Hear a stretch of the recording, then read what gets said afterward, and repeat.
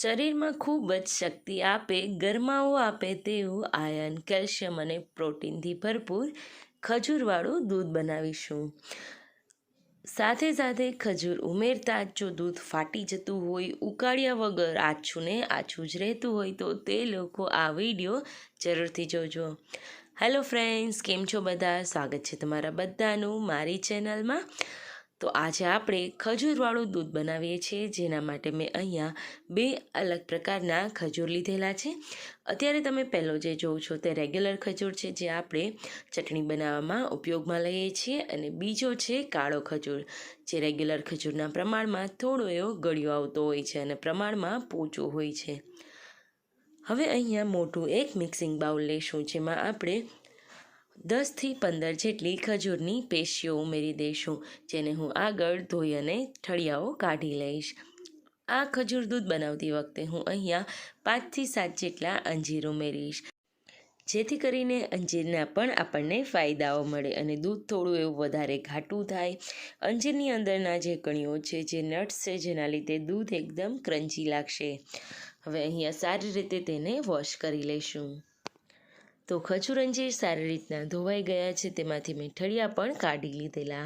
હવે અહીંયા પસંદગીના બધા ડ્રાયફ્રૂટ્સ ઉમેરી શકાય, જેમાં 2 ચમચી જેટલા મગજતરીના બી, 1 ચમચી જેટલી ચારોળી, 20 થી 25 જેટલી બદામ, 3 એલચીના દાણા જે ખોલીને ઉમેરી દઈશું. 15 થી 20 કેસરના તાતણા અને બદામ જેટલા જ કાજુ લઈશું.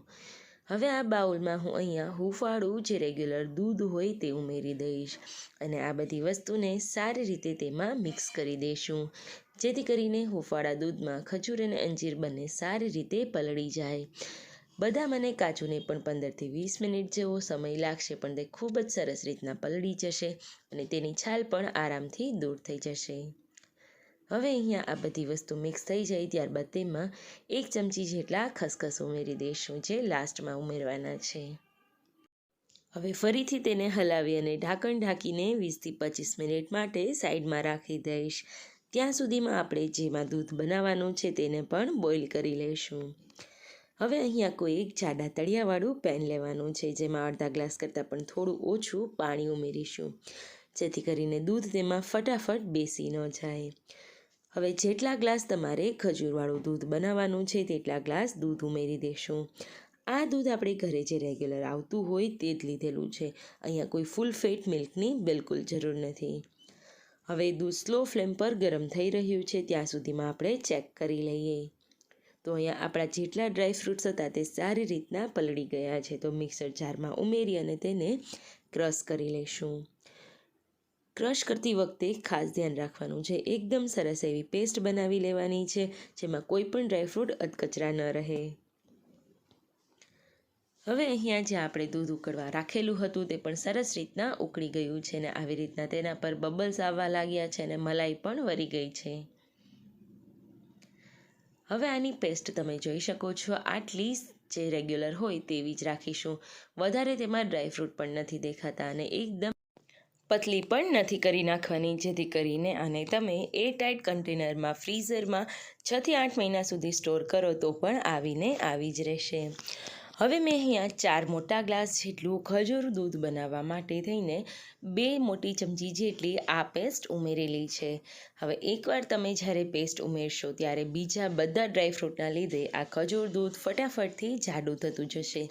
તેને અહીંયા વધારે વાર ઉકાળવાની પણ બિલકુલ જરૂર નથી. અહીંયા મેં ખાંડનો, સાકરનો કે બીજી એકેય વસ્તુનો ઉપયોગ બિલકુલ નથી કરેલો. હવે અહીંયા હું સૌથી પહેલાં અડધી ચમચી કરતાં પણ ઓછો એવો સૂંઠનો પાવડર ઉમેરીશ, જેથી કરીને બધી વસ્તુ પચવામાં ઇઝી રહેશે અને શિયાળામાં ગરમાવો રહેશે. ત્યારબાદ થોડો એવો પીપરી મૂળના ગંઠોડાનો જે પાવડર હોય છે તે ઉમેરી દઈશું, જેના લીધે તમને વારંવાર માથું દુખતું હોય, ચક્કર આવતા હોય તો તે પ્રોબ્લેમમાંથી પણ છુટકારો મળશે.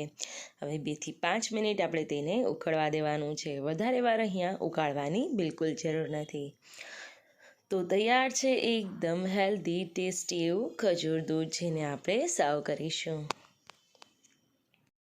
આ ખજૂર દૂધ જો સવારના એક ગ્લાસ પીવામાં આવે તો તમને નાસ્તાની જરૂર પણ બિલકુલ નહીં રહે. પૂરા દિવસ માટે પેટ ભરેલું રહેશે. અને જો બાળકો માટે હોય તો તમે તેને અડધાથી 1 કપ જેટલું આપી શકો છો, જેથી કરીને તે લોકોને પચવામાં એકદમ ઇઝી રહે. તો દૂધને કલાકો સુધી ઉકાળ્યા વગર ફાટે નહીં તે રીતે આપણું ખજૂર દૂધ અહીંયા રેડી છે. તો ચાલો આપણે તેને ગરમા ગરમ સર્વ કરીએ. જો તમને આ રેસીપી પસંદ આવી હોય તો બીજા સાથે શેર કરી એકવાર ઘરે જરૂરથી ટ્રાય કરજો. ચેનલ પર નવા હોય તો ફટાફટથી સબસ્ક્રાઈબ કરજો. Thank you.